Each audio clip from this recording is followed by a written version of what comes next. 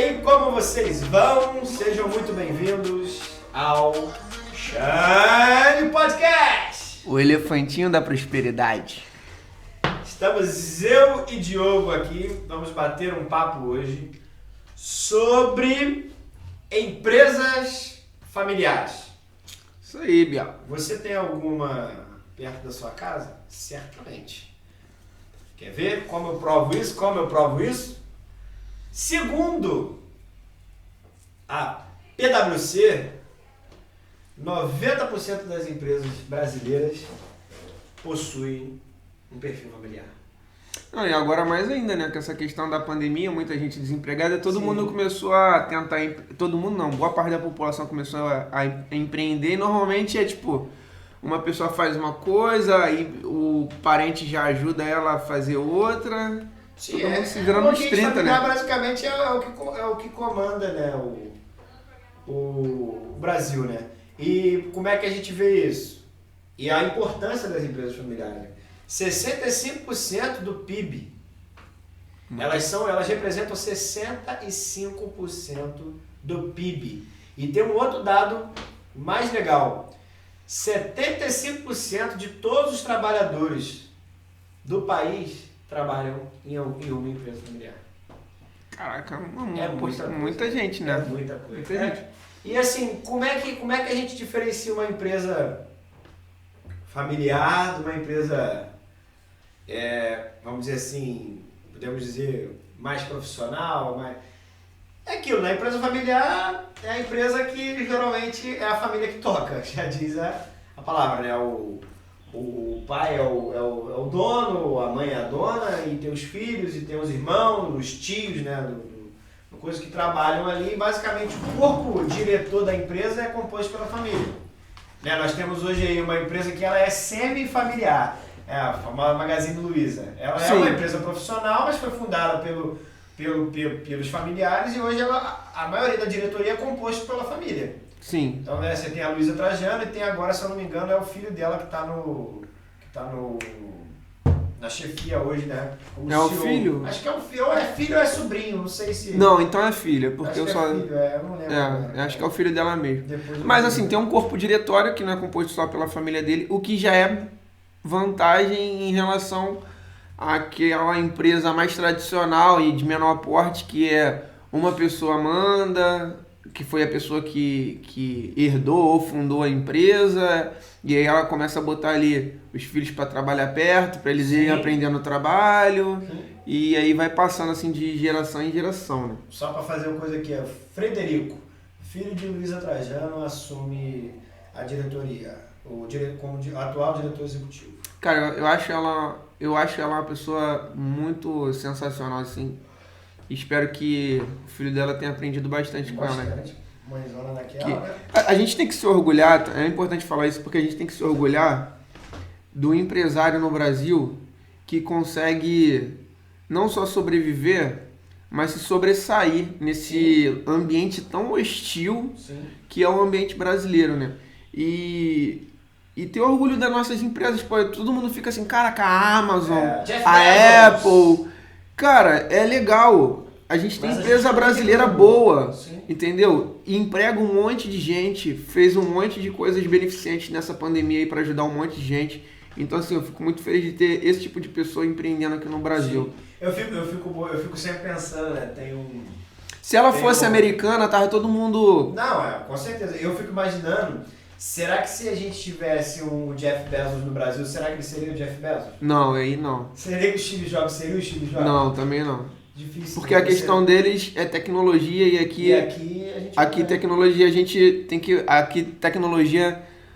Eu não sei se eu posso... Aqui tecnologia no país é assassinada, né? Não tem desenvolvimento, não tem incentivo, não tem nada. Eu tava vendo uma pesquisa... Iam chamar eles de maluco e mandar Não eles lembro. trabalharem em algum Exatamente. call center da vida. Eu não lembro aonde foi que eu vi, mas eu tava vendo em algum lugar, porque assim, a gente lê bastante, acaba não gravando a fonte. Mas estava vendo que se o Brasil hoje fosse para tentar fazer uma frente, uma produção de chip, nem se o Brasil gastasse trilhões de reais, conseguiria fazer uma frente numa produção de chip de celular, por exemplo. Não conseguiria. Não conseguiria. Se a gente começasse hoje com $1 trilhão de reais, a gente não conseguiria fazer com que a nossa indústria produzisse um chip decente. Porque a gente não produz nada, vai começar do zero, praticamente do zero. Então, assim, a veia do empreendedor, ela tem que ser aplaudida. E eu vejo assim, por que a gente está falando de empresa familiar? Por que 90%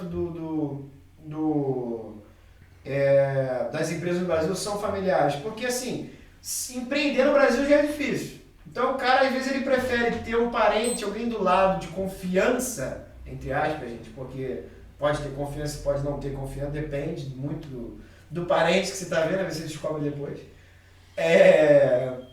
Mas você tem um porto seguro, a tua família está contigo. Sim. Então eu acho que vai muito por esse viés do empresário, ele ter um porto seguro, onde ele pode se apoiar. Não, pô, eu tô lá, pô, você viu, o Xang Podcast começou eu e o Diogo é meu irmãozão, entendeu? Estamos aqui junto, batendo papo. É um ambiente... Essa questão, assim, eu acho que também uma das vantagens é que, pô, você sabe que o empreendedor, ele não vai trabalhar de segunda a sexta, ele vai trabalhar de domingo a domingo.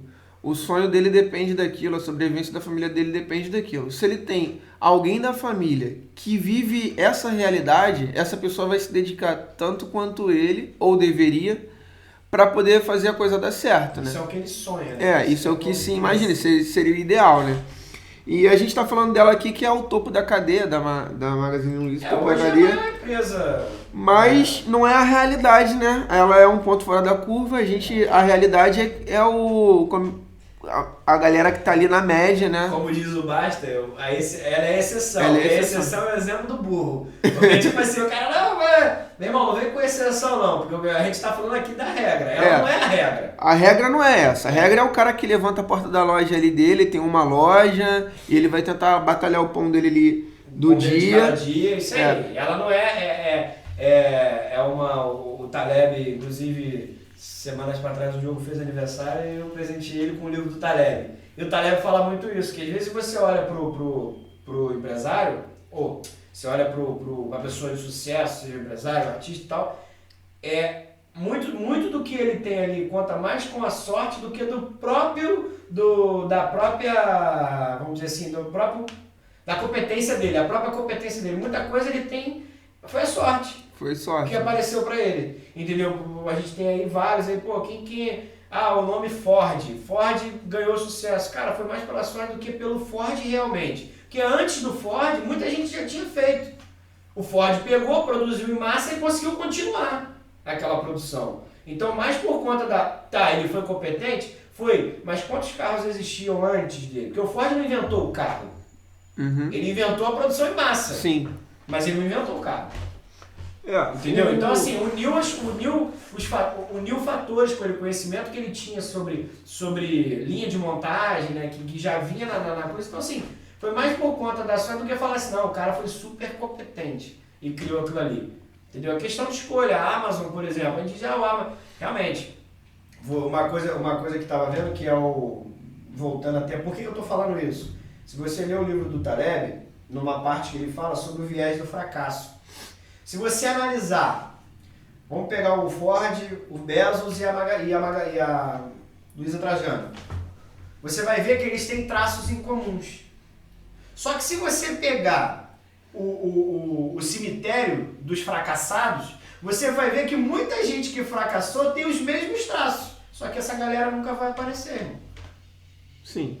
Tá entendendo? Nunca vai aparecer. Então, assim, você começa a entender que quando eu falo assim, pô, é exceção. Então, o que o Baster fala sobre a exceção é o exemplo do burro, é porque assim, não vem com exceção, vamos trabalhar realmente com a realidade que funciona. Vamos olhar aqui pro empreendedor que tem perto da tua casa. Poxa, aqui perto da gente tem material de construção, tem mercado. Se você olhar, 100% das pessoas que compõem a gente aqui são empresas familiares.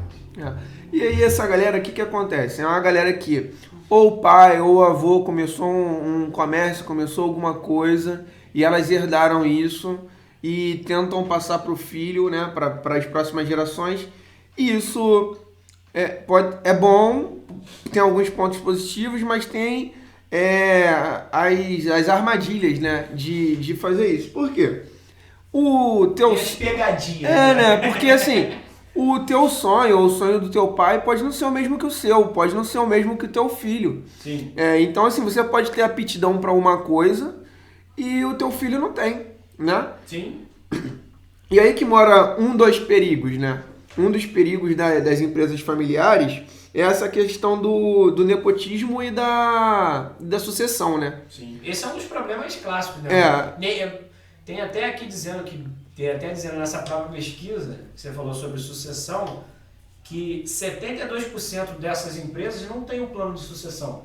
Não tem. Não tem. O plano é o filho, né? O plano é o filho. Não, meu filho vai crescer, vai aprender comigo e vai tocar. Mas, cara, às vezes não é assim. Eu lembrei de uma parada muito interessante aqui. A respeito disso mesmo. Eu adotei uma cachorra e ela era recém-operada. Eu precisava levar ela no veterinário para fazer a revisão. E tem uma menina, esqueci o nome dela, que ela faz acho que é a Bruna, ela faz o transporte de cachorro. E ela fez o transporte para mim, eu tava conversando com ela, ela falou, cara, eu sou muito mais feliz agora, porque eu tô terminando o veterinário e faço isso, tenho o meu pet shop, do que eu era quando eu trabalhava com escola. Eu falei, você trabalhou com escola? Ela falou, eu tinha uma escola, eu herdei a escola da minha mãe.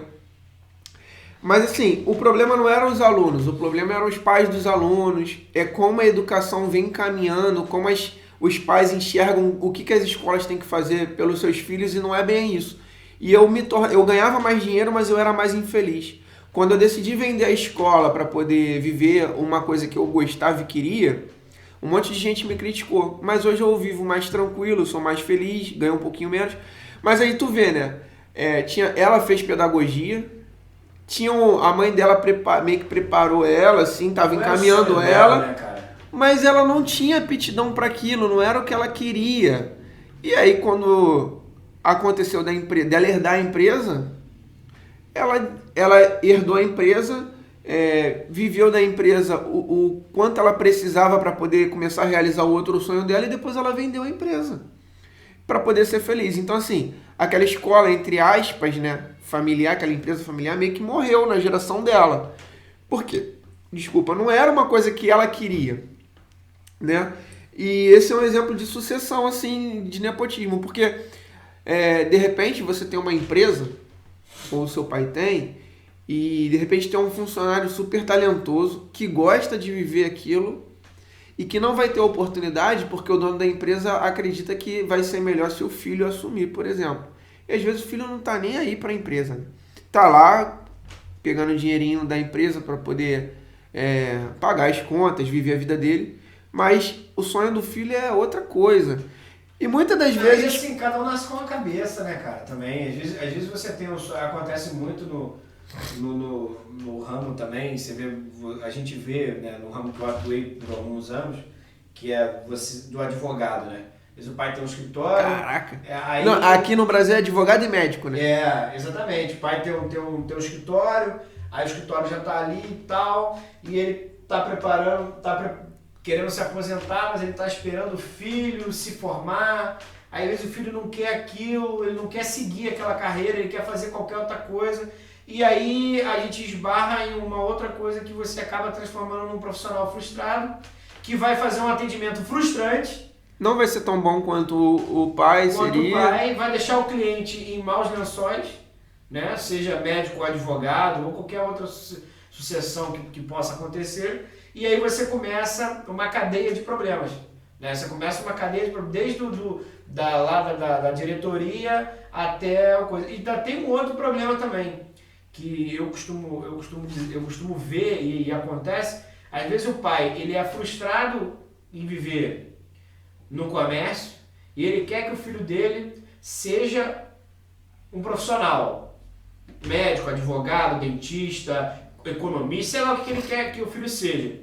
E aí ele esquece e ele fala assim, meu filho nunca vai trabalhar. Nunca vai trabalhar, não quero botar, meu filho só vai estudar. Só que ele esquece que esse mundo que ele está vivendo é um mundo platônico.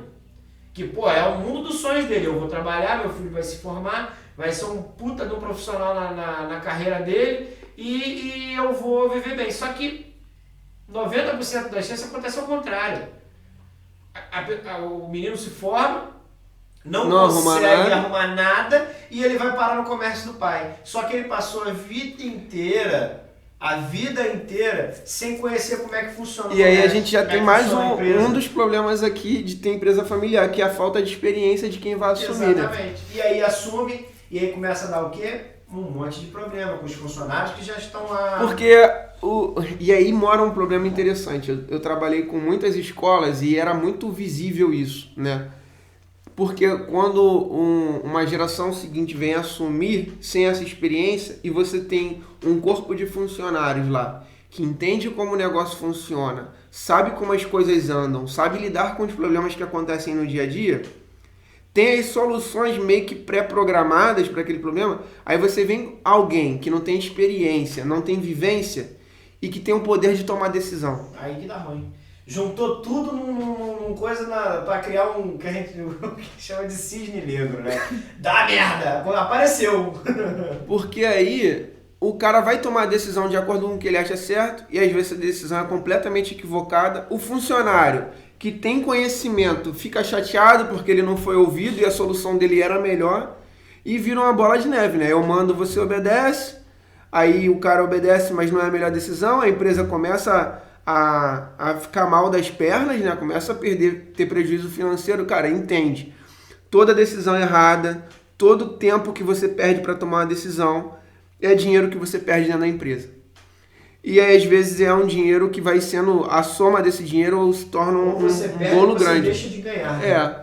Se deixar de ganhar é até menos pior do que perder. Pior, mas às vezes você tem que fazer um trabalho, você faz um trabalho e tem que refazer o trabalho por causa de uma decisão equivocada que foi tomada. Aí é aquela tese que a gente fala sobre a diferença entre a teoria e a prática, né? O cara vem da faculdade com teoria e com isso e com aquilo, mas ele não entende nada. É igual que eu te falo, a faculdade é um tema para outro podcast, mas a faculdade ela te ensina a teoria. Ela te ensina o que você vai precisar para ser um médico, para ser um advogado, mas ela não vai te ensinar o que você precisa fazer no ofício do advogado, Sim. no ofício do médico. Ela vai te ensinar a fazer uma petição inicial, beleza, vai te ensinar a fazer uma contestação, mas ela não te ensina na hora que você tem que ir lá despachar com o juiz, que você tem que desenrolar, pô.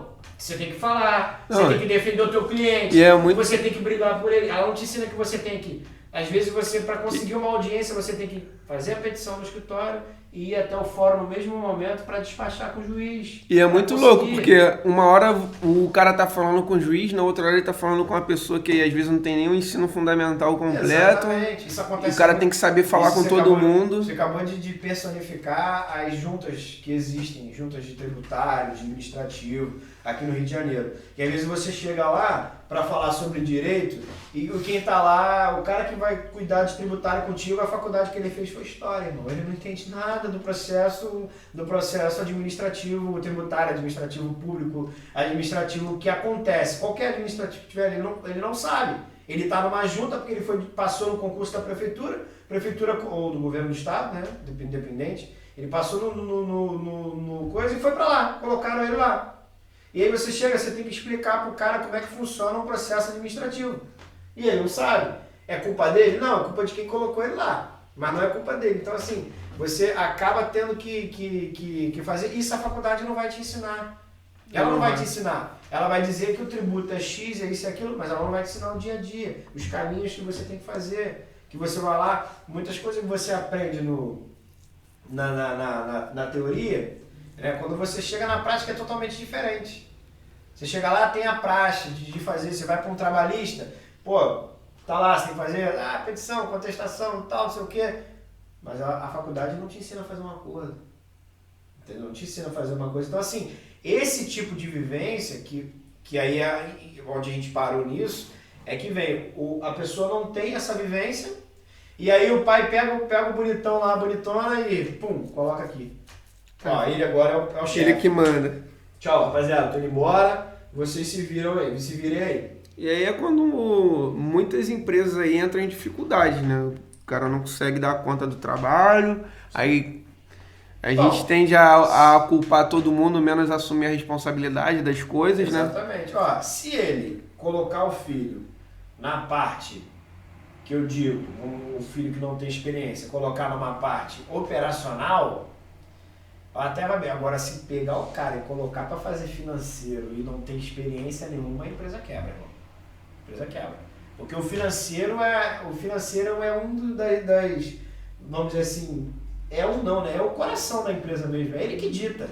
É ele que dita o que vai acontecer com a empresa. A empresa tem um financeiro sadio, ela vai dizer o que vai fazer com aquele financeiro sadio. E aí eu já vou puxar mais um gancho aqui, aproveitando, porque um dos maiores problemas de empresa familiar, isso aqui é uma coisa que a gente já conhece de causa, é a mistura de contas pessoa jurídica e pessoa física, né? Isso toda hora.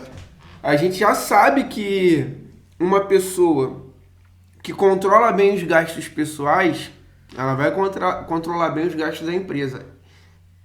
E ela não vai misturar os gastos dela com os gastos da empresa, porque a coisa mais nociva que tem é o cara chegar lá na empresa dele e pagar a conta de luz com o dinheiro da empresa e daqui a pouco não sabe qual é o dinheiro dele, qual é o dinheiro da empresa onde foi parar, o que pagou, o que não pagou, o que é da empresa, o que não é. Porque ele acha que tudo é dinheiro dele, mas não é. A empresa é uma pessoa jurídica e ela precisa viver com o dinheiro dela e precisa pagar a pessoa física. Não é tudo de todo mundo, né? A gente costuma falar isso aqui. Você é mais um funcionário da sua empresa. Você é um funcionário da sua empresa. Eu costumo dizer que quando a gente está fazendo uma consulta, a empresa, ela é um ente autônomo, tem personalidade jurídica e ele botou no mundo, você botou um filho no mundo. E o filho precisa sobreviver. E aí é quando a gente vê assim, o cara assume, uns exemplos assim, né? O cara assume a empresa, aí o cara no mês seguinte já mete um carrão. Comprei esse carro como? Não, deu um lucrinho aqui na empresa aqui, sobrou um dinheiro, eu comprei o carro. Isso quando o cara é inteligente, né? Isso quando ele não parcela. O carrão joga a Bíblia lá dentro do o carro financeiro. Mas tu comprou esse carro pra empresa? Não, esse carro aqui é meu, pô. Porque eu preciso de um carro melhor. Aí no outro mês sobra um dinheiro, o cara já viaja, compra. Isso, quando eu trabalhava com a escola, era muito visível isso, sabe quando? Esse período agora, final do ano que começa, né? Do final do início. Do final do início do ano, porque começa agora o período de matrículas e é o período que a escola arrecada bastante dinheiro. Matrícula, renovação, venda de material, venda de uniforme, a escola tem uma retenção boa de dinheiro. Que as pessoas mais conscientes administrativamente, que veem as escolas como empresa, e eu estou falando escola aqui porque muita gente enxerga a escola como uma filantropia, e não é, a escola também é uma empresa. A escola particular também é uma empresa. Precisa pagar professor. As pessoas com esse viés de gestão, o que elas fazem? É quando elas vão reformar a escola, vão pintar as cadeiras, as mesas, comprar o que precisa trocar para poder modernizar a escola e manter cliente. A pessoa que está mais na filantropia, o que ela faz? Pega o dinheiro, que é muito dinheiro que ela enxerga, ela não enxerga esse dinheiro o ano todo, então quando ela vê uma quantidade maior, ela pega e viaja para Disney.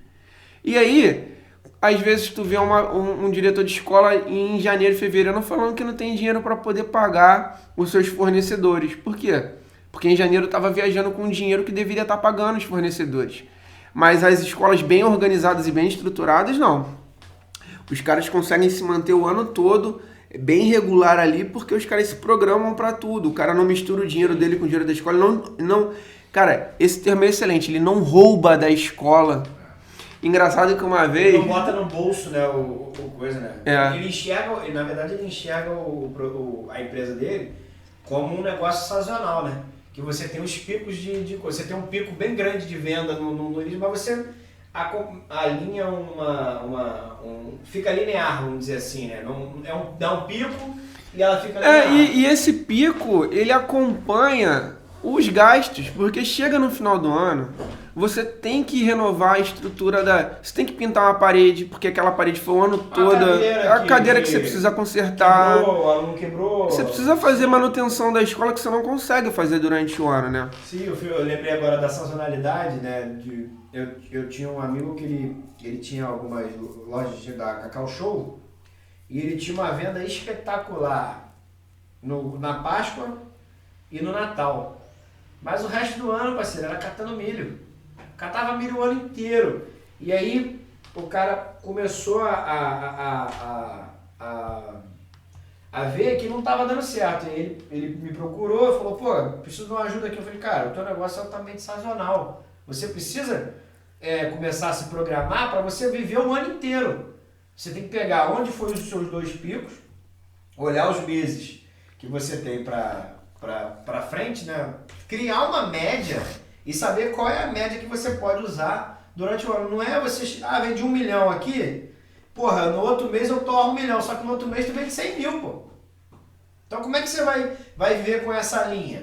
Viver nessa montanha russa maluca aí de dinheiro? Vai faltar dinheiro uma hora. E aí o cara começa a equilibrar. E a escola é a mesma coisa. Você tem um pico muito grande no início do ano, mas do meio para lá você começa a passar um pouco de sufoco. Aí o empresário que não tá pensando nisso, ele começa a se roubar. Eu tenho uma história muito boa, que eu gosto muito dessa história. Eu conheço um empresário, ele tem uma empresa e ele é muito... Ele não sabe o que é dinheiro dele, não sabe o que é dinheiro da empresa. E aí quando via, atrasava o pagamento do funcionário, que não sei o que, os funcionários irritados porque ele tava trocando de carro, que não sei o que lá. Aí ele falou, não, eu preciso melhorar isso, eu preciso botar alguém para controlar o financeiro da minha empresa, eu não posso tocar no financeiro, porque senão eu zonei tudo. Aí ele criou essa consciência. Aí botou na empresa dele para trabalhar a esposa dele, que era uma pessoa preparada. E não foi ruim. O que ela fez? Começou a organizar tudo era comprado com nota fiscal, tudo era emitido com nota fiscal, ela controlava o dinheiro que entrava e o dinheiro que saía, controlava o pagamento da galera e tudo mais. O que aconteceu com ele? Começou a faltar o dinheiro no bolso dele, que ele estava acostumado a meter a mão no bolso, pegar o dinheiro da empresa e gastar. Cara, ele ia nos clientes, aí o cliente pedia para ele fazer um serviço, ele não comunicava a esposa dele. Ele, não, pode deixar que eu vou resolver aqui agora. Chamava o funcionário dele, resolvia, recebia o dinheiro na mão e falava pro funcionário, a gente nunca fez esse serviço aqui. E a esposa dele nem sabia. Era cara de pau aí, a gente nunca fez esse serviço aqui. O cara tava roubando ele mesmo. Tirando do bolso dele, né? Aí, por mais que a esposa dele se dedicasse para poder controlar... Nunca que ela ia conseguir controlar. O negócio tava furado, porque ele tava desviando o dinheiro dele. Ele era a torneira que sangrava. Ele sangrava. Essa história é muito boa e é verídica. Não, mas isso aí... Acontece muito, né, tem cara? muita gente fazendo isso, cara. Muita gente fazendo isso. Cara... Imagina, tu roubar do teu próprio bolso, né? É a mão esquerda roubando da direita, a direita da esquerda. E aí vai, pô, tirei daqui, pô, cara. Tá tirando de você mesmo. Não tem jeito. E assim, esse para mim é o lado financeiro, é o que mais pesa, porque é o que eu faço diariamente também. Né? Eu ainda mexo com muito financeiro, a gente dá consultoria, e mesmo a gente dando consultoria, as pessoas ainda não fazem o que a gente manda fazer. Igual depois... ele criou uma consciência, ele sabia que ele estava fazendo errado, mas o hábito dele de pegar dinheiro não permitia que ele fizesse o certo. Mas isso aí isso acontece muito, a gente entra em outro viés também. Isso acontece muito da ideia do patrimonialismo, né, cara? O cara acha que é dele, é tudo dele. E aí a gente tem um patrimonialismo privado, que é maravilhoso, que ele é interno, é igual você falou, é ele roubar dele para ele mesmo, né? Mas a gente tem um outro que é muito mais perigoso, que o Diogo não queria falar de política, mas é o patrimonialismo político. Que é o político que ele acha que aquilo ali é dele. Aí ele vai lá, ele tá na mesinha dele sentado lá, ele é, sei lá, vereador, deputado, que for que ele for, ele acha que aquele computador que ele tá usando ali é dele. Então ele pode botar debaixo do braço e levar para dentro de casa. O Gabriel quer me aborrecer com o assunto de política. Eu não vou dar nome aos bois. Mas acontece que o cara deu a declaração assim. O cara fazia o esquema seguinte, o cara botava pessoas para trabalhar no gabinete dele. Tá rindo. A polícia vai bater aqui. E aí ele falava... Aí os defensores dele falaram, cara, qual o problema dele pegar um pedaço do dinheiro desse funcionário que trabalhava no gabinete dele? Qual é o problema? É ele que tá dando dinheiro pro funcionário. Não, filho, o dinheiro não é dele, ele não tá tirando o dinheiro do bolso dele e pagando o funcionário. O dinheiro é dinheiro público. O dinheiro não é dele. Tá ouvindo aí, ó. Então, quando esse funcionário recebe esse dinheiro público, o dinheiro é do funcionário. Ele não pode pegar o dinheiro do funcionário alegando que ele tá dando dinheiro. Ele não tá dando dinheiro pra ninguém. Ele tá pegando o dinheiro do povo. Aí o cara vem e fala assim, não, mas não é ilegal, só é imoral. Não é ilegal. Você pediu o dinheiro de volta, é só imoral. Ah, pá, merda nova. Agora que eu já me aborreci com a política, mano. Mas é isso.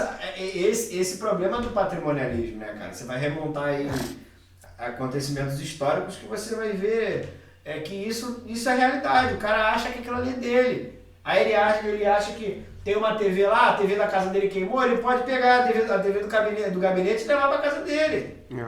Porque ele tem a ideia de que ele vai permanecer ali. O que me deixa triste nesse comportamento, quando o empresário não toma ciência disso, porque, por exemplo, no caso desse rapaz que eu conheço, que ele, entre aspas, rouba da empresa dele, é o cara que ele dificultava o pagamento do mês dos funcionários dele, era o cara que não conseguia se programar para fazer o pagamento do 13º. Mas não é porque ele não tinha condição financeira de fazer isso, é só por causa do comportamento errado dele. Por causa do comportamento errado dele, várias pessoas que trabalhavam para ele sofriam, entendeu? Sim. Já aconteceu o caso dele dos funcionários deixarem de atender cliente porque, cara, não tinham dinheiro da passagem. E aí perde cliente, atrasa serviço. Então isso é muito, muito prejudicial para uma empresa familiar. Um outro grande problema que caminha junto com o patrimonialismo aí é o cara ser centralizador, né? Normalmente o cara que tem a empresa, ele acha que só ele consegue fazer tudo certo, todas as decisões são deles, é dele, né? Todas as decisões partem dele, tem que ser feito do jeito dele. É difícil ele admitir, quando a pessoa tem essa personalidade, é difícil ele admitir que ele erra, que outra pessoa pode estar certa, que outra ideia pode ser melhor que a ideia dele. E isso também é um veneno, né? Isso aí é um problema também quando você tem um cara no poder centralizador, né? Cara, tu quer me aborrecer, né? Tu quer me deixar chateado. O cara centralizador, mas você descreveu ele, pô. Não, mas vamos focar nos empresários. Vamos focar nos empresários. Você tem um cara centralizador no poder, o cara chega, a ideia dele nunca não é ruim, a tua é uma merda, mas a dele é boa e nunca tem nada melhor. E assim, o único triste disso é que a empresa nunca cresce, né, cara? Não cresce. Fica ali. Normalmente, essas empresas, por característica, elas têm uma característica que é o seguinte: a rotatividade de funcionários. É uma empresa que o cara tá sempre trocando um funcionário porque o funcionário nunca serve. Nunca serve. E aí, se você tem uma equipe, em um ano você trocou toda a equipe, daqui a um ano você vai trocar toda a equipe de novo, será que o problema é a equipe? Porque o único fator em comum entre as equipes é você. E eu já convivi em ambientes assim. Em um ano era uma equipe, no outro ano já era quase outra equipe, e no outro ano não tinha mais ninguém.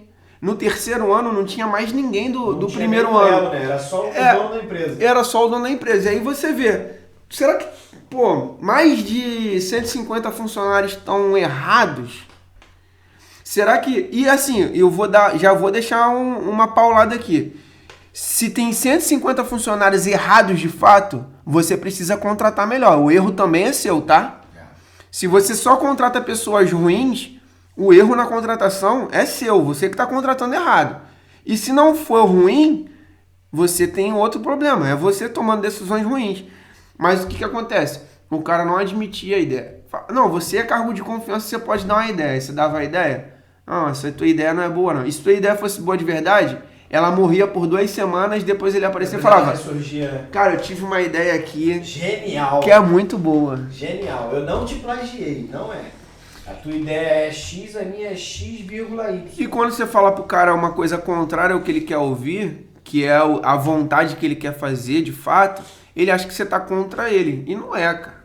Não é. É igual o nosso trabalho. A gente tem um trabalho um pouco difícil também por esse fator. Porque a gente também a gente geralmente, quando começa a fazer uma consultoria com uma pessoa na empresa, geralmente a gente vai muito de encontro à pessoa, né? A gente vai de encontro. Por quê? Às vezes a pessoa tem uma ideia e aí a gente tem uma outra visão do que ela está vivendo e ela insiste naquele erro e coisa. Aí eu sempre pauto da seguinte: se aquela pessoa está me pagando para poder falar as coisas para ela, então isso é uma consultoria. Então eu tenho que falar a realidade. Fora isso, é só opinião. Aí ela pode fazer o que ela quiser e fora isso, é só opinião. Sim. O cara chega pra você e fala assim: pô, Diogo, me fala isso aqui. Isso aqui é legal? Se o cara não te paga pra fazer aquilo ali, é só uma opinião. Agora, se você tá pagando uma pessoa pra te dar uma orientação, se você insiste no erro, o problema o problema é você. As escolhas que você faz. Né? A gente sempre brinca, traz as ideias do pai rico, pai pobre, né? Que a gente fala sobre a criação de ativos. Você precisa que a sua empresa também fabrique muitos ativos. Só que o que o empresário quer fazer? Às vezes a empresa dele está no alicerce, fazendo a fundação, está no início, e o cara já quer olhar para a empresa dele no passo 10. Ele olha vamos olhar aí, o cara abre uma empresa de eletrodoméstico, hoje, agosto de 2021, e ele já quer olhar para a empresa dele como se fosse a Magazine Luiza. Não acontece da noite pro dia. Não tem como acontecer. Não tem como. Eu tenho uma série que é One the Rock, que é do National Geographic, e conta a história, né, do mundo, né, do planeta. Conta a história do planeta por alguns astronautas que viram a Terra de cima. E fala que assim, muitas coisas que a gente vive hoje, que a gente tem a possibilidade de viver, de fazer, de fabricar e acontecer, só existem hoje porque foram plantadas há milhões de anos atrás. A gasolina que você queima aí no teu carro, ou na tua moto, onde você estiver queimando ela, você só usa hoje porque você tem um petróleo que foi produzido há quantos milhões de anos atrás? Não foi produzido ontem. Então as coisas não acontecem da noite pro dia. Então você precisa ir trabalhando. Às vezes você tem uma empresa que você constrói ela hoje, mas é um trabalho de várias vidas, não é a sua vida. Uhum. Você começa ela, depois você vai ter uma outra pessoa que vai pegar ela, vai continuar a tua ideia, e a tua ideia vai se perpetuar ou não, mas você vai ter, às vezes são trabalhos de vida inteira. Entendeu? Que coisa, às vezes não, o cara entra, o cara chega, eu vejo muito isso no ramo que a gente trabalha no mercado financeiro. O cara ingressa com R$1.000 em semana, daqui a 2 semanas ele quer ter 100 mil, pô. Impossível, não vai irmão. acontecer. Impossível. Ele quer começar com 1.000 e ter 100 mil, seu irmão. Não acontece assim, dessa forma. Não é disso. As coisas demoram. Você, vou botar meu dinheiro na bolsa, vou ficar milionário? Ao longo prazo talvez você fique. Mas você precisa ter uma disciplina, você precisa começar a construir uma carteira. Por quê? Nós temos meses ruins. Quem investe na bolsa está vendo que julho e agosto está sendo um mês amargo de investir, porque você está vendo as coisas perderem valor, Selic subindo. A gente tem um jargão no mercado financeiro que é: taxa subiu, PU caiu. Então, se a taxa subiu, você está perdendo dinheiro. Se a taxa caiu, você está ganhando dinheiro. Então, tem essa ideia. Então, as pessoas acham que as coisas vão acontecer da noite para o dia. Não vai. Tu não vai construir a tua carreira. O cara é um excelente advogado. Beleza, ele pode ser um excelente advogado, mas ele é um advogado de sucesso ou não?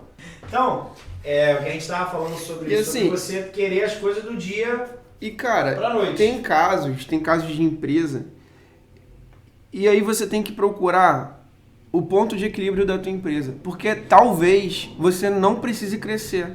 Tem casos de empresas que cresceram além do que podia crescer e o cara quebrou. Se o cara continuasse naquele ponto de equilíbrio dele, ele estava no mercado até hoje. Então, assim, não é crescer a todo custo. Talvez a sua empresa chegue a um ponto de equilíbrio e ao invés de você querer fazer ela crescer mais do que ela pode, você naquele ponto de equilíbrio dela, pensa em outro tipo de negócio, pensa em outro tipo de coisa para poder ter renda em outro tipo de coisa. Mas talvez você fazer a sua empresa crescer, ultrapassar o ponto de equilíbrio dela e você não está preparado para isso, aí você acaba vindo a falência. Sim. Entendeu? Você pode buscar, o que você está falando, você pode buscar um ponto de equilíbrio da tua empresa, né? Isso, porque o ponto de equilíbrio é melhor do que você crescer desgovernadamente. Sim. E quebrar. Exatamente. Né? E é o que acontece com muitas empresas aí, de você começar a crescer e ainda mais se a pessoa for um cara que centraliza tudo nele, né? Às vezes a gente tem, eu falo por isso assim, a gente aqui na nossa família, quando eu vim pra cá, nós já tínhamos 2 lojas, né? E eu falei, quando a gente decidiu vender uma delas, porque a gente está trocando, nesse momento nós estamos vivendo uma mudança de ramo, né? Quando a gente decidiu vender uma loja, a minha mãe me fez uma pergunta.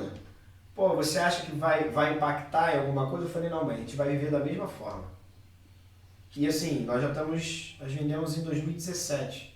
Já estamos há 4 anos vivendo da mesma forma, não, melhor.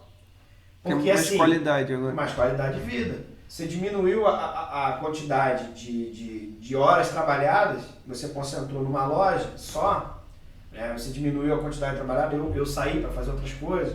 E assim, eu saí praticamente da loja. Hoje eu saí do operacional, eu só estou no financeiro. Mas o operacional da loja eu nem vejo mais. Então assim, criou-se qualidade de vida, eu consegui fazer outras coisas. E cara, o nosso patamar de vida não caiu em momento nenhum. A gente continua no mesmo patamar de vida. Sim, porque o crescimento foi ruim para vocês. O crescimento foi ruim porque assim, a gente cresceu, mas assim, a minha mãe e meu pai, eles são muito de braço.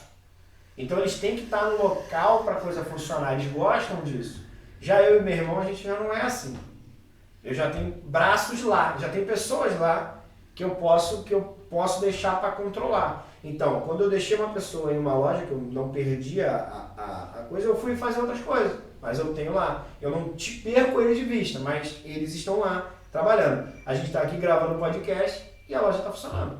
Entendeu? Então, o crescimento ele tem que ser muito, muito analisado e sustentável. E não é só crescer, é um crescimento sustentável. Saber se ele vai se sustentar ao longo prazo. Sim, né? Senão você entra no... porque senão não faz sentido, né, cara? Não faz sentido crescer pra você... Crescer só por crescer. Crescer só pra falar que cresceu, né? Gosta de crescer só pra falar porque cresceu, tem gente que gosta de crescer e cresce fazendo muitas dívidas, né? E aí acaba quebrando, né? Pega um período ruim... Acaba quebrando. E aí acaba quebrando, né? Isso aí. Aí eu vou puxar aqui outros problemas, né, que acontecem por essa empresa ser familiar. E um outro problema que acontece muito é não ter regras definidas, né? Sim. Porque, não, eu faço essas coisas desse jeito aqui e as coisas acontecem, mas se você precisar se ausentar sem nenhum livro de regra, sem nenhuma norma, a pessoa que assumir não vai ter um norte para caminhar, né? Sim, você não tem um operacional montado, né? Você não tem você não tem um plano, né? Porque tá tudo dentro da cabeça de uma pessoa, né? Exatamente, é aquilo que a gente fala. Às vezes a gente encontra pessoas que falam assim, cara, na tua cabeça funciona. Mas você não consegue externar isso. Então eu que estou lá de fora, eu não consigo ver. Então assim, o teu plano de negócio ele tem que ser tão simples que qualquer pessoa que lê entenda. Entenda, né? Não, o meu negócio é esse. Eu faço isso, eu faço aquilo. Então a gente precisa, o empresário precisa pensar na empresa dele. Caraca, na moral, eu vou tocar em outro assunto aqui, mas a gente vai voltar para esse assunto só porque eu lembrei. Tava conversando ontem com um amigo que trabalha no Detran, aí ele falou que o cara tava abrindo uma autoescola e precisava de um plano de incêndio. Aí ele falou pro cara, precisa do plano de incêndio. Aí o cara, como é que faz? Não, precisa de um plano de incêndio, você contrata uma pessoa, que não sei o quê. Aí o cara... mas como é que é? Ele falou, não, vai fazer tipo um mapa lá, de onde é, que não sei o que, não sei o que lá. E tem uma descrição do que vai ser feito em caso de incêndio. Aí o cara, me dá uma folha de ofício aí. O cara escreveu, primeiro passo, evacuar pessoas. Segundo passo... Meu Deus do céu. É bem simples. Ai, meu Deus. A falta de conhecimento. Outro problema que tem. Porque, cara, tem isso também, né, cara? Às vezes o cara tá entrando num ramo que ele não... É o que eu falei, o cara assume uma empresa que ele não teve o contato, que ele não vivenciou o dia a dia daquela empresa, não sabe como faz as coisas. Ele abre a empresa só porque ele achou legal. Achei legal abrir. Achei legal não, geralmente é porque, não, fulano tá ganhando dinheiro com isso, eu quero ganhar também. exatamente. Né? Esse é um outro problema que tem, principalmente aqui no Rio de Janeiro, é a pessoa olhar pra a grama do vizinho, né? Falar, pô, o Diogo abriu uma lojinha, o Diogo tá vendendo pra caramba, mas não sabe quanto que o Diogo lutou pra chegar naquilo ali e tal, e aí ele começa a copiar o cara e não tem criatividade. Uma outra coisa que o empresário BR não tem é a famosa criatividade. É, a maioria, né? A média é assim, né? Vai copiar alguma coisa que tá dando certo. Você vê aí, o boom de hambúrguer artesanal que deu no Rio de Janeiro. Meu irmão, é muito. Todo mundo quer fazer alguma coisa que tá dando certo porque alguém ganhou um dinheirinho com isso. Não, isso aí que tá dando dinheiro, vamos fazer. Porque os caras usam um ambiente que foi testado, né? Ah, esse ambiente já foi testado, vou abrir ali. Às vezes o cara abre, eu tenho um amigo que abriu uma pizzaria, levei até o Diogo lá pra ver, o cara abriu uma pizzaria, outra pizzaria pra dividir porta. Cara, igualzinho mesmo. Igualzinho. Terrível. Então assim, você vê cada coisa que, meu irmão, é impossível. Então, aí, com as regras não definidas, você também tem uma perda na qualidade do atendimento, que aí se torna um problema de tu perder o cliente, né? Porque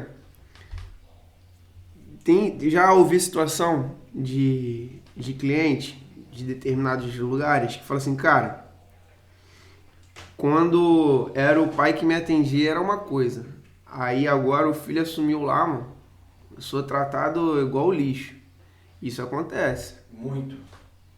E não dá treinamento para funcionário. A gente volta àquele problema, né? Que a gente falou sobre não é o negócio dele, né? Não é o negócio dele. E acontece o contrário também, né? O funcionário tem treinamento, faz o atendimento padrão dentro das regras, aí vem vem algum cliente querendo quebrar uma regra. Aí o funcionário explica, ó, isso aqui não tá dentro das regras, que não sei o que lá. Aí chega o dono da empresa e fala, não, pra ele pode fazer assim. Aí desmoraliza completamente o funcionário, as regras passam a ficar fracas e não servem pra basicamente nada. E o cliente ainda fala, tá vendo aí? Tu que não quis fazer. Aí tá o funcionário chateado. Aqui eu uso outra tática quando acontece isso, que acontece bastante. Uma coisa que acontece, eu faço o funcionário fazer. Você faz. Tipo assim, o cara, pô, o cara me pediu isso, pô, mas pra ele pode liberar, mas você libera. Eu jamais chego na frente e falo, não, tá liberado. Não. Ah, pô, me empresta isso, não sei o quê. Pediu fulano? Ah, mas eu pedi e falou que não tô pedindo a você. Tá, mas você volta lá e pede ao fulano. Se ele liberar, tá liberado. Ele já dei as ordens pra fazer, o cara vai liberar ou não. Daí isso acontece muito em oficina, né? Mas pô, presta essa chave aí, irmão. Pô, não posso, o chefe não deixa. Não, pô, presta a chave lá pra ele lá. E tu vai, presta a chave nunca mais aparece. O macaco nunca mais aparece. Pô, as preguiças, nada, tudo desaparece. Tudo. Prestar ferramenta é tristeza. Prestar ferramenta é triste. Ferramenta e livro. Porra, livro eu não empresto, não, eu dou. Eu pego o livro e falo, irmão, leva. Ou então, tu gostou? Eu vou comprar um pra você e te dou, mas esse aqui é meu. Livro é triste também. Infelizmente, é assim, cara, cada um gosta de uma coisa, né, cara? Então, livro não se empresta. Ou você dá ou o cara compra. Esses aí foram alguns dos problemas que eu listei aqui, né? De ter uma empresa familiar e o que acarreta, né? E aí, não tem um lado bom disso, não? Deve ter, você vai falar. Eu vou falar. Uma das coisas boas é exatamente isso, né? Se, por exemplo, principalmente na área financeira, né? Se você confia na pessoa lá, o teu filho, você é uma pessoa preparada. O caso desse mesmo rapaz, né, que roubava a empresa dele. A mulher dele tinha um conhecimento, tinha um preparo para assumir. Então é legal, porque você não precisa se preocupar. Ele roubava dele? Com a pessoa que está trabalhando lá. Então isso te dá um conforto, uma segurança maior. Porque se você for botar um funcionário para trabalhar no teu financeiro, até que ele prove a índole dele, você vai levar um tempo, você fica inseguro, isso é normal, né? Depois que passa um determinado tempo, você já se sente mais seguro. Assim como... e aí, quando você tem alguém na tua família para poder trabalhar contigo, fica mais fácil, o fardo fica mais leve. Pô, você tem um problema, você compartilha com o teu familiar, ele vai entender exatamente qual é o teu problema, porque às vezes o funcionário, cara, tá preocupado com a família dele em casa, que tá com um problema com a esposa, não vai se preocupar com a mesma importância que você se preocupa. O negócio não é dele. Sim. E beleza, e tá tudo certo com isso, ele não tem que se preocupar. Ele tem que se preocupar em fazer o trabalho dele bem feito. Mas a empresa é preocupação do empresário, é um filho do empresário. Então, quando o empresário tem uma pessoa da família para compartilhar as preocupações, é bom também, né? Com certeza. E pensar o negócio, né? O lado de você ter, né? Você ter alguém perto de você, né? Mas esse lado também de você ter um familiar, uma coisa, isso pode ser ruim também. Se você tiver um familiar que tenha, vamos dizer assim, porque existe também, gente. O problema existe em todo lugar. Você pode ter um familiar que ele tem inveja de você, por você ter tido aquela ideia e ele não teve. E aí? E aí, às vezes você tá ali, o inimigo mora ao lado. O inimigo trabalha pra você, pode ser também. Entendeu? Cara, às vezes nem é bom, mano. Não, mas é a realidade, é o que as pessoas vivem mesmo. As pessoas misturam as estações, porque às vezes você tá lá, você vai dar uma ordem e a pessoa fala, pô, mano. Sim, isso aí é uma outra coisa difícil na empresa familiar, é isso. Vai me dar uma ordem. Eu já briguei várias vezes com a minha mãe, assim, eu e minha mãe, a gente às vezes dá um choque, né, com algumas coisas. Por quê? Porque às vezes eu falo as coisas, eu não tô falando pra você como minha mãe, eu tô falando com você como financeiro da tua empresa. Não pode fazer isso. Se fizer isso, vai dar ruim. Aí, mas o meu filho tá mandando em mim. Exatamente, mas é a realidade. Porque, tipo assim, eu chego e falo, vocês não podem comprar mais. Vocês precisam vender o que tá no estoque. O estoque tá cheio. Ah, mas eu não vai comprar mais. Essa é a realidade. E aí minha mãe, hoje ela entende que você precisa fazer isso pelo bem do coletivo. Ah, mas eu preciso atender esse cliente X. Não vai atender esse mês. Não tem para atender esse mês. Atende os outros. É um problema, né? É um problema. Porque assim, se você tem uma empresa, você que está ouvindo a gente, a pessoa que compra, né, o cara que é o cara das compras, o controlador de estoque, ele tem que se comunicar diretamente com o financeiro. Se ele for a mesma pessoa, maravilha. Que ele já está fazendo um jogo pro outro. Agora, se forem pessoas diferentes, eles têm que se comunicar, periodicamente. Por quê? O cara que compra, ele tem que saber o quanto tem para pagar. E o cara que paga precisa saber quem está comprando, o que está comprando, para onde está comprando. Senão dá merda. Porque o cara que está comprando, se ele não comunica com o financeiro, ele não está nem aí, ele está enchendo o estoque. E foda-se, paga lá, o cara paga. Entendeu? Então, o cara não sabe o que ele está vendo. E, por outro lado, o financeiro que não participa das compras, ele é só o financeiro, ele não está vendo a empresa. O que está acontecendo? Ah, está caindo as vendas. Por que está caindo as vendas? O cara fala, está caindo as vendas porque não tem mercadoria para vender. E aí você precisa ter um meio termo entre eles se comunicar periodicamente. Então, esse é um dos problemas que a gente tem. Que às vezes você achar mais cômodo contratar um parente ou alguma coisa, você pode achar mais cômodo, mas a longo prazo pode dar mais dor de cabeça do que você contratar um estranho. Entendeu? Hoje eu tenho uma pessoa que gerencia a minha loja e ele não é nada meu. Pô. Melhor do que botar qualquer parente. Já tentei e não deu certo. Acontece. Fazer o quê? O ideal é sempre procurar a pessoa mais capacitada e com aptidão, né? Sim. Pra poder... E aí, esse mais capacitado ainda entra com a ideia em aspas, assim, que eu sempre falo, que é, se você quer mão de obra qualificada, você tem que treinar. Não, sim. Entendeu? Porque hoje o cara vem trabalhar como gerente na minha loja, mas o cara vem cheio de vício. Esse que tá lá não, ele está sendo treinado, forjado na lenha, no fogo. Porque a gente aqui, específico, a gente não esquenta muito pra questão de canudo. Sim. Que o Brasil depende de canudo, né? Se você tem um diploma, beleza. E às vezes o diploma foi tirado no bar, da esquina da faculdade. O cara só tem o certificado, a qualificação. E aí tem às vezes o cara lá que...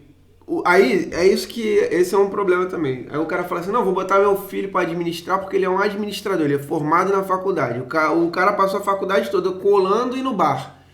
E às vezes ele tem um funcionário dele que já entende do negócio, entende da rotina, que está trabalhando com ele lá há 10 anos, já entende tudo, e ao invés dele promover esse cara que já entende do negócio, ele vai promover o filho dele, vai botar o filho dele num lugar lá que não tem experiência nenhuma, não entende do negócio, vai dar problema, cara. É por isso que eu concordo, eu concordo, é por isso que eu sempre falo e eu gosto de a gente tinha que criar a universidade da prática.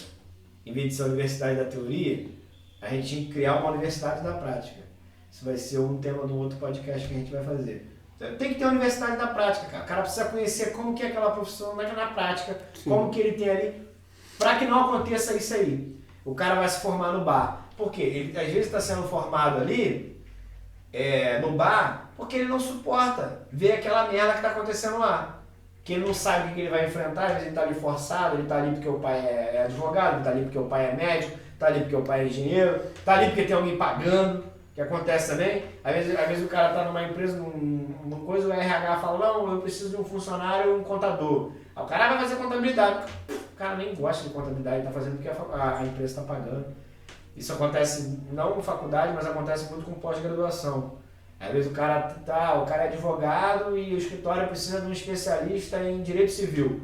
Aí o cara vai lá, pô, quer fazer, fulano? Mas o cara não tem nem aptidão, mas ele vai lá e faz porque a faculdade, o escritório está pagando. Tá pagando, né? Entendeu? Então, a gente precisa ter isso. Então, assim, deveria ser criada a Universidade da Prática, irmão. Para você ir lá, e essa Universidade da Prática, ela tem que ser uma pré-universidade.